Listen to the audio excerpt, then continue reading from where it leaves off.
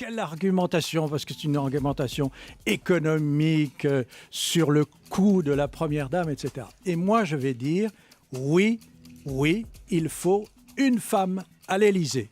Première dame, si c'est l'épouse du président de la République. Et pourquoi ? Quelle est l'image de la France? Quelle est la mascotte de la France? La France, c'est le coq gaulois, c'est-à-dire la virilité, la masculinité, c'est les sportifs, etc. Et qu'est-ce que l'image de la République? La République, c'est une Marianne qui incarne la justice, la liberté guidant le peuple. C'est une Marianne qui est d'une certaine façon l'image de la protection et la nourrice du peuple français. Eh bien, si on a cette image depuis si longtemps, chère Corinne, et depuis la Révolution, c'est parce qu'elle a un sens. Et d'une certaine manière, le fait qu'il y ait une femme à l'Élysée, eh bien, ça apaise, ça donne de l'équilibre, ça donne de la générosité à tout ça.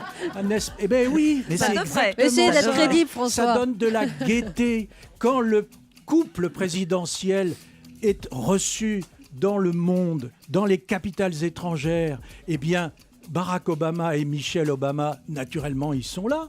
Quand c'est David Cameron qui est là, il est avec son épouse, eh bien, je considère que la France a droit aussi a une belle image pour être représentée. Merci beaucoup. Voilà. En tout cas, en attendant, elle est bien embêtée avec son plan de table, Michelle Obama. Hein. Elle n'a pas encore la réponse. Absolument. Hein, bon.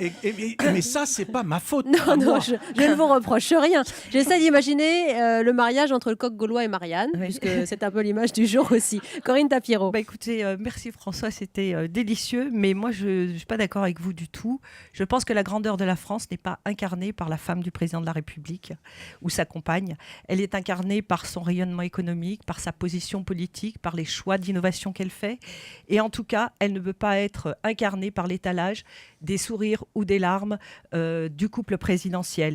Et je pense qu'à cet égard, d'ailleurs, le conjoint du président, le conjoint, puisque la conjointe n'existant pas en termes grammatical, le conjoint doit s'assurer d'être le garant de la surveillance de ne pas franchir cette frontière entre la vie publique et la vie privée.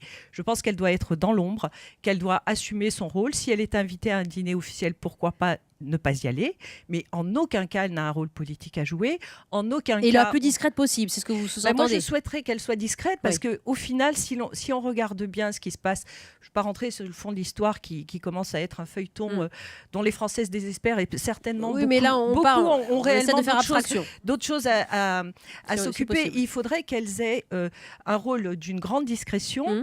Elles sont l'épouse de quelqu'un, elles ont une vie à côté, elles peuvent continuer à exercer un métier, mais en aucun cas, elles n'ont un rôle prédominant à jouer dans la politique que conduit le gouvernement, ni à prendre des positions dans ce sens.